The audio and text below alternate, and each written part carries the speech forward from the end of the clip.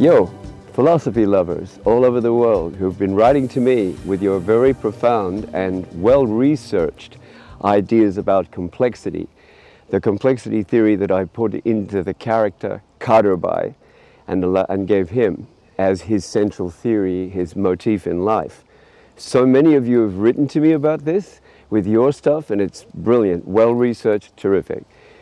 What you're asking me for is my definition of complexity and what complexification means to me.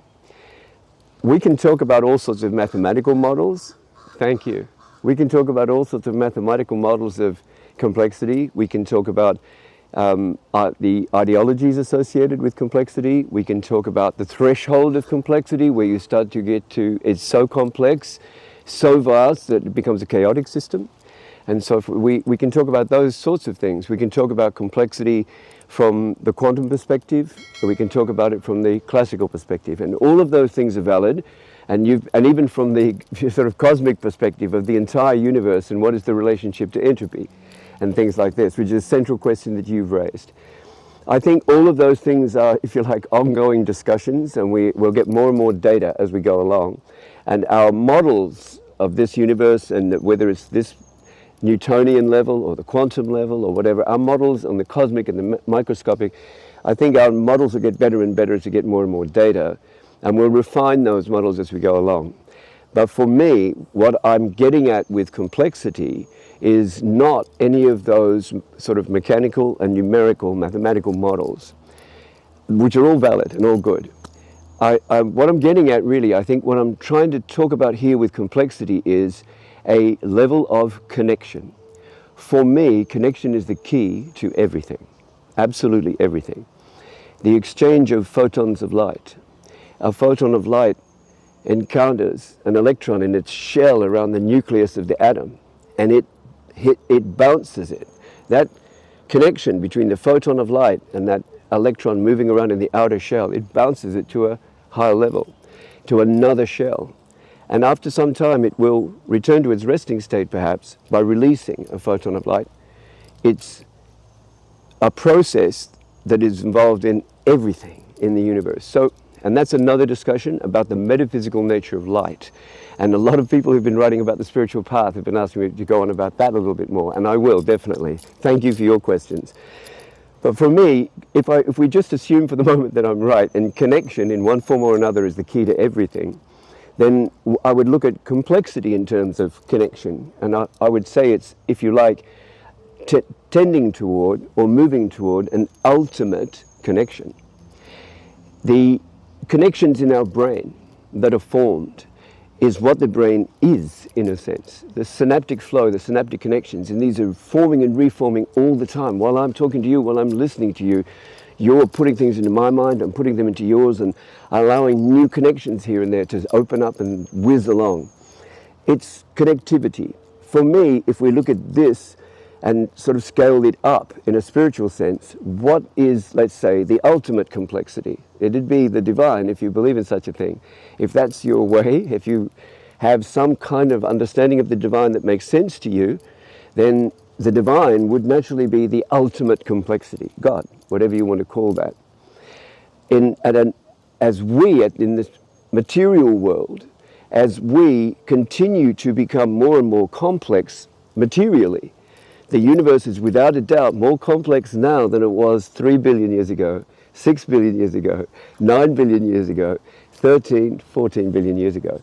The universe has been getting more and more complex. And of course, there are massive areas that may look complex and so on, where you have, let's say, a flurry of planets around our sun, close into the sun, that may have been formed and then smashed to pieces, banged into each other, and new planets form, and so on. People might look at this and say, but look, there's more planets there in the early formation of our solar system, and less now. And so on. So wasn't that more complex? Because there's more. It's not necessarily the more. It's not just that there are more ingredients or more factors. It's the degree of connectivity between the elements. So after that massive chaotic phase in the early development of our solar system, it settles down to 9 planets, or 8 if you don't count Pluto. So it settles down to planets. A planet like Mars seemed to be in a Goldilocks zone, with Saturn and others eating up those things that could have impacted with it, and it emerged relatively unscathed. The Earth had lots of impacts, and Mercury and others. So no, it's not necessarily more complex just because there's more elements in it. And adding more and more elements does not necessarily make it more complex. You can add another 20 hard drives to a computer, but if they're not connected in a way that's flowing information, it doesn't make it add to it. You suddenly look, oh, it looks very complex, there's lots of stuff there, but it's the connectivity that is the key. For me, complexity is a continuous movement toward ever greater connectivity.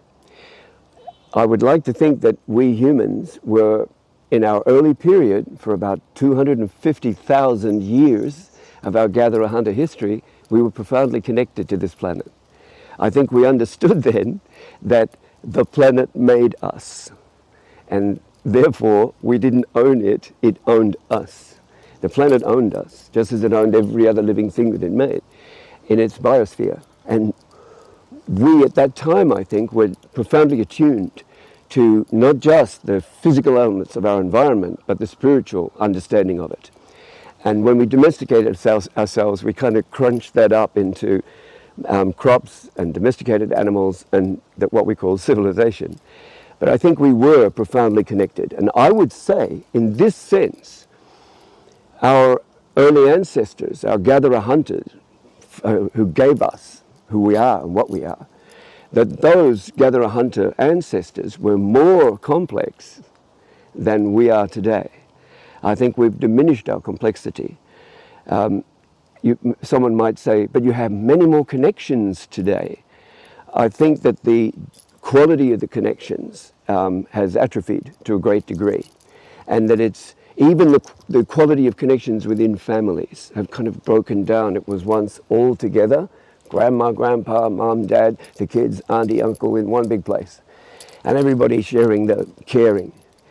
And then it was the nuclear family. Let's split this up and put mum and dad here because they want to have fun with their young friends and their kids raised, and we kind of broke this up. To me, it's less complex, even though it may look more sophisticated, have more access to things, and you might say a much more complex life. I think it's a less complex life than the one that was rich in connections.